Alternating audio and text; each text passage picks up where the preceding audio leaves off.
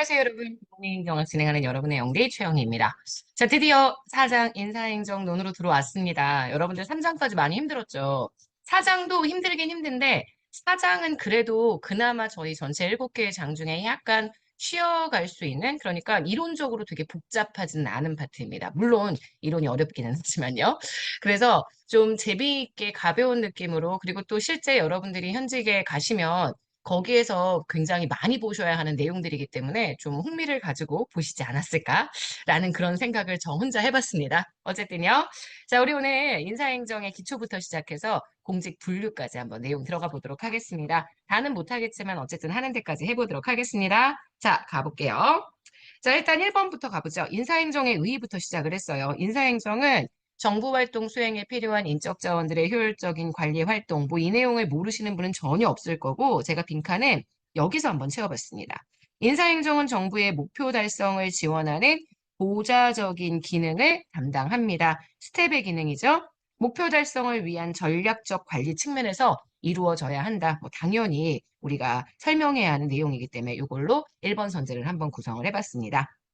그다음 민간기업과 인사행정 어떤 차이가 있는지 얘기하면서 제가 사실 가장 공을 들였던 건 요거예요. 인사행정 전체의 발달을 제대로 이해하고 있는 게 맞느냐. 하나하나의 인사행정 제도를 보시는 것도 중요하지만 이게 역사적으로 어떻게 변천되어 왔는지 그 과정을 보시는 것도 굉장히 중요하거든요. 그래서 근대 이전에 정말 인사제도가 없었던 유럽의 그런 얘기들을 하고 그다음 근대 이후에 대한 얘기를 했습니다. 미국의 역관주의부터 제가 인사행정의 출발이라고 얘기를 했죠. 1829년 미국의 잭슨 대통령이 잭슨 민주주의 하면서 역관주의를 설명합니다. 그래서 행정의 민주적 책임성을 위해 집권 정당에 얼마나 충성도를 가지고 있느냐. 그래서 공직을 충원하는 역관주의. 그래서 역관주의의 가장 큰 특징이 정권이 교체가 되면 그러면 정권의 교체에 따라 전면적인 인사 교체가 발생할 수 있다. 이렇게 정리를 했죠. 그래서 요거 가지고 이번 선지를 구성을 해봤고요. 잠시만요. 갑자기 사례가 탁 틀렸습니다. 자, 되게 인간적이죠? 네. 3번으로의 내용을 가보도록 하겠습니다. 이 역관주의에 문제가 생겨서 잭슨 대통령의 잭슨 민주주의의 역관주의가 문제가 생겨서 결국 가필드 대통령이 암살됐다고 얘기를 했죠.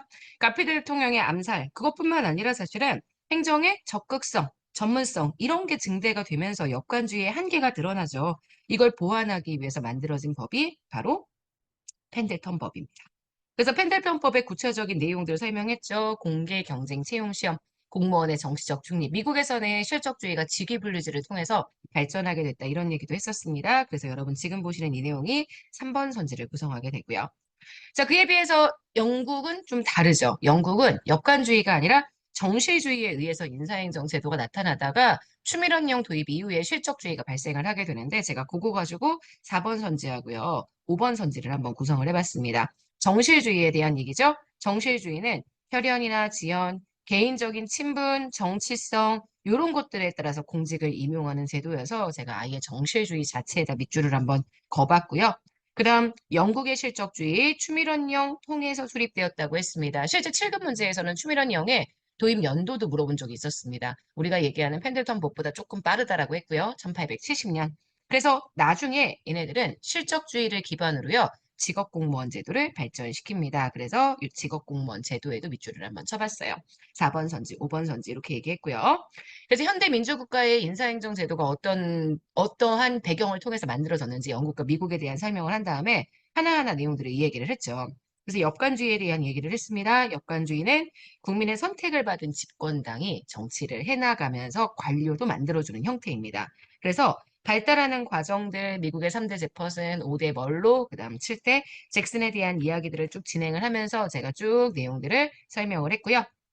그 다음 페이지에 있는 현대 지금 실적주의가 어떻게 등장을 하게 됐는지, 그 다음 현대의 실적주의와 함께 역관주의 인사가 어떻게 나타나는지 뭐 이런 얘기들을 쭉 하면서 요거 역관주의의 효용과 한계에 대한 얘기겠죠. 제일 중요한 게 바로 민주성입니다. 관료의 정치적 대응성. 국민의 선택을 받은 집권당의 관료가 예속되기 때문에 관료가 가지고 있는 정치적, 국민적인 대응성이 발달할 수 있다라는 거. 사실 여기 나와 있는 정부 관료제의 민주화, 정치 발전의 기여, 관료적 대응성 다 같은 내용으로 봐주시면 됩니다. 그래서 이 관료적 대응성이라고 이야기하는 부분의 내용 가지고 제가 6번 선지를 구성해봤고요. 하지만 한계점, 안정성과 전문성이 훼손될 수 있고 비효율성이 발생할 수 있고 부패가 심화될 수 있다는 거, 정치적 중립성도 저해될 수 있다는 거 다 읽어주셔야 되겠죠? 그래서 지금 여기 보시면 기출선지 나와 있습니다. 역관주의는 정당에 대한 충성도와 공헌도를 간직임용의 기준으로 삼는 제도입니다. 맞습니다. 자, 그래서 여기 있는 내용들 가지고 역관주의 정리했고요. 그 다음 실적주의. 공개경쟁 채용시험을 통해서 실적이 있는 사람을 객관적 합리적으로 임용하는 제도입니다. 그래서 실적주의에 대한 설명을 하면 제일 중요한 특징이 바로 요거죠. 공직에 있어서의 기회균등. 모든 국민들에게 공직이 개방됩니다. 왜냐하면 누구나 공개 경쟁 채용 시험을 볼 수가 있거든요. 그래서 국민 누구나 자격만 갖추고 있다면, 내가 능력을 갖추고 있다면 공무원이 될 수 있는 기회가 공평하게 부여될 수 있다는 거. 이러한 실적주의가 등장하게 됐던 배경도 꼭 봐주셔야 되고요. 효용, 한개 다 보셔야 되고 제가 지금 여기에서 밑줄로 고른 것은 7번 선지 이렇게 됐습니다. 그래서 죄송해요. 실적주의에 여러 가지 효용들이 있지만 한계점, 인사행정의 소극성, 국민에 대한 대응성이 저해된다라는 이런 특징들이 나타나게 된다. 이렇게 제가 말씀을 드렸었습니다. 그래서 실적주의의 발달 연역에 대한 참고 자료까지 쭉 한번 읽어봤었고요. 여기 마지막에 기출선지 나와 있죠. 실적주의는 공직 임용에 대한 기회균등, 누구나 시험을 볼 수 있게 만들어준다는 측면에서 기회균등을 보장한다. 이런 얘기들까지 들어가 있는 것을 보실 수 있습니다. 자, 그 다음은 우리가 직업공무원제에 대한 이야기들을 진행했죠. 직업공무원제는 사실 실적주의가 없어도 성립은 할 수 있습니다. 되게 젊은 인재들을 어릴 때 임용해서 정년까지 쓰는 제도. 그래서 기원을 찾아보니까 대규모의 군사력을 유지하고 관리하기 위한 관료 조직이 필요했던 유럽에서는 절대 군주 시기제부터 절대 군주 국가부터 이 직업공무원제가 발전해 왔기 때문에 실적주의가 있어야지만 직업공무원제가 발전한다. 이렇게 생각하시면 절대 안 된다고 이야기를 했죠. 그래서 이거 가지고 8번 선지 정리를 했고요.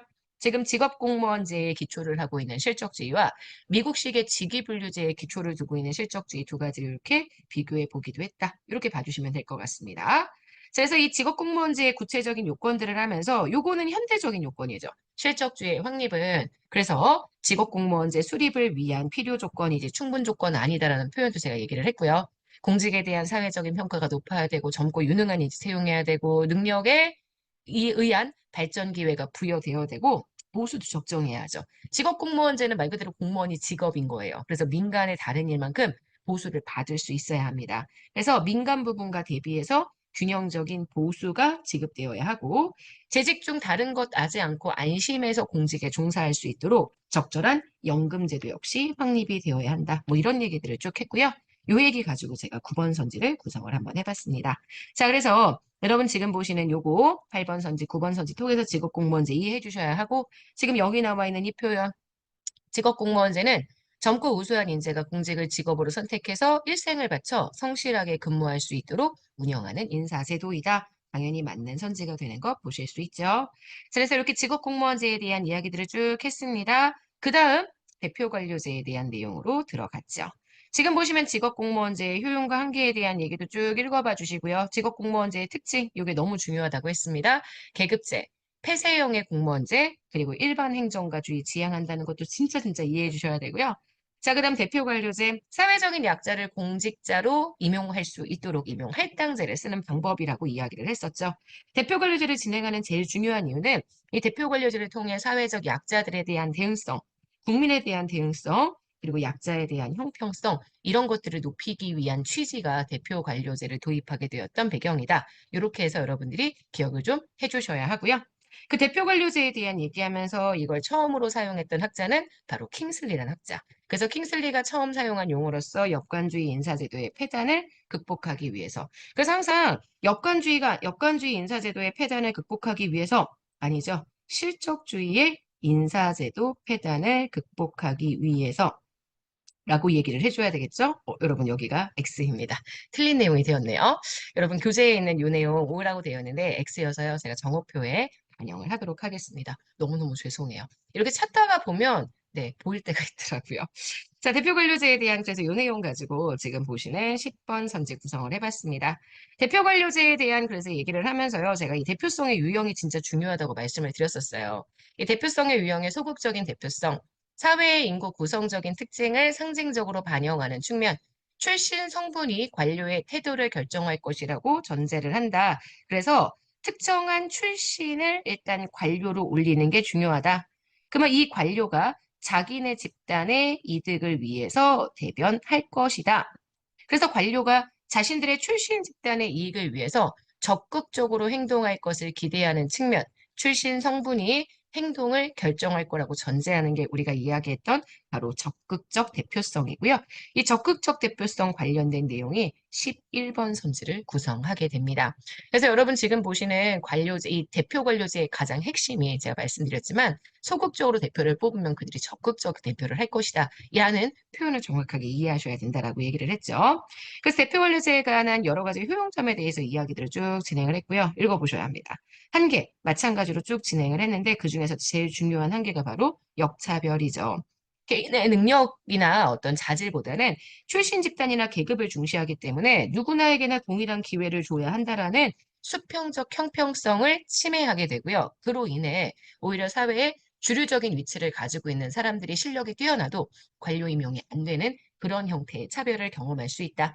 합리적인 이유로 대표 관료제를 통해서 차별을 했는데 그게 오히려 부정적인 결과, 역차별을 발생시킬 수 있다라고 얘기했던 이 표현을 기억해 주시라고 말씀을 드렸었습니다. 이게 12번 선지를 구성을 했고요. 그래서 지금 보시는 여기 대표 관료제 기회균등의 원칙을 보장함으로써 사회적 형평성을 제고한다. 여기서의 기회균등은 사회적 약자를 위한 기회균등의 의미를 설명하는 거기 때문에 수평적 형평성이 아니라 수직적 형평성에 대한 내용이고요. 그 수직적인 형평성을 지금 지켜주려고 하다 보니까 수평적인 형평성에 문제가 생긴다. 이게 우리가 얘기하는 역차별의 내용과 연결된다. 이렇게 보시면 될 것 같습니다. 자, 그래서 여기 12번까지 얘기를 했고요. 그 다음 13번에 대한 얘기 진행하면서요. 우리나라 대표 관료제 정책에 대한 얘기도 한번 쭉 봤고요. 제도들도 보고요. 사실 인사행정 제도는 중간중간에 참고 자료가 굉장히 많은데 이 참고 자료가 나중에 면접할 때도 되게 도움이 되는 부분들이어서 가능하면 다 여러분들이 읽고 지나가시면 좋을 것 같습니다. 그래서 여기에 우리나라의 다양한 제도들을 쭉 설명하고 그 다음 이런 거. 사회적 소외 집단을 배려하는 우리나라의 균형 인사 정책, 미국의 대표 관료제 정책 이름이 적극적 조치라고 이야기를 했었죠. 미국의 적극적 조치의 관점에서 이해될 수 있다. 뭐 이런 얘기들도 쭉 들어가 있습니다. 자, 그래서 여기 소개를 했고요. 그 다음 중앙인사행정기관에 대한 이야기들을 쭉 진행을 했죠. 중앙인사행정기관과 적극적인 인사행정. 그래서 중앙인사행정기구는 실적주의의 도입과 함께 인사에 대한 부분을 책임지는 별도의 기구로서 도입이 되었다. 제가 이런 얘기들을 진행을 했고 도입되는 배경에 대한 얘기들도 쭉 설명을 했죠. 그 다음 뒤로 가시면 이 중앙인사행정기구를 어떻게 나눌 것이냐가 되게 중요하다. 제가 이렇게 이야기하면서 여러 가지 형태, 독립형과 비독립형, 합의형과 단독형, 그래서 이런 표를 통해서 내용을 구분했다는 거 확인하실 수 있습니다. 자, 그래서 여기에 여러 가지 형태가 있지만 바로 여기 비독립 단독, 요게 우리나라의 지금 인사혁신처의 형태라고 이야기했죠. 그래서 비독립 단독 형태의 중앙인사행정기관은 행정수반이 임명한 기관장 한 사람이 관리를 하는, 그래서 책임 소재가 굉장히 분명해서요. 신속하고요. 강력한 의사결정이 나타날 수 있는 인사행정기구라고 말씀을 드렸었습니다. 이게 우리가 얘기하는 비독립 단독형에 관련된 내용이고요. 독립합의형도 있죠. 독립합의형 여기요. 완전히 행정부로부터 독립되어 있고 위원회 형태이기 때문에 합의형이다. 그래서 여기에 가장 대표적인 예시를 제가 여기 미국의 연방인사위원회 83년부터 1978년까지 존속했었던 이 기구라고 설명을 드렸었습니다. 그래서 여러분 지금 보시는 여기 내용들 쭉 설명하고 비독립 단독형의 예시, 미국의 인사관리처, 일본의 총무성, 그 다음 영국의 내각 사무처 등이 있다라고 얘기했는데 그 내용이 지금 보시는 여기 이렇게 사례에 대한 내용으로 정리가 되어 있는 것을 보실 수 있을 거예요. 사실 이걸 다 외우셔야 되는 건 아닌데 지금 보시는 이런 형태에 대한 이야기를 진행을 하면서 독립합의형의 예시가 뭐가 있는지, 비독립합의형의 예시는 뭐가 있는지, 비독립 단독형의 예시는 뭐가 있는지. 그래서 사실 독립합의형의 가장 대표적인 예시가 지금 보시는 연방인사위원회고요. 그 다음 페이지 보시면은요.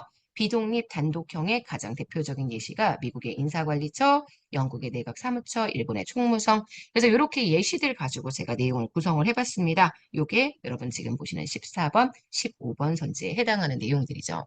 그래서 지금 보시면 뭐 되게 많습니다. 여기 기출선지 보시면 정부 규모의 확대로 전략적 인적 자원 관리가 장조되면서 중앙 인사기관의 설치나 기능이 중시되었다. 이런 얘기도 있고 독립합의형의 중앙 인사행정기구는 독립되어 있고요. 합의되어 있기 때문에 합의하기 때문에 역관주의를 배제하고 실적제를 발전시키는 데 유리하지만 독립 여러 명이 함께 합의하는 기구이기 때문에 책임 소재가 불분명해질 수 있다는 단점, 위원회 형태 합의형이 가지고 있는 단점에 대한 얘기들도 쭉 소개했다. 이렇게 봐주실 수가 있을 거고요.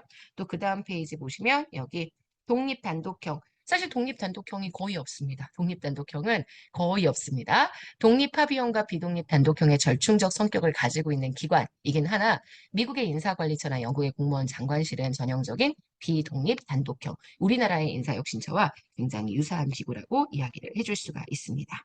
그래서 여기까지 내용들을 보시면 일단 우리나라의 인사행정 기구까지 이야기, 우리나라 아니고 외국의 일반적인 인사행정 기구에 대한 얘기들을 진행을 했고요.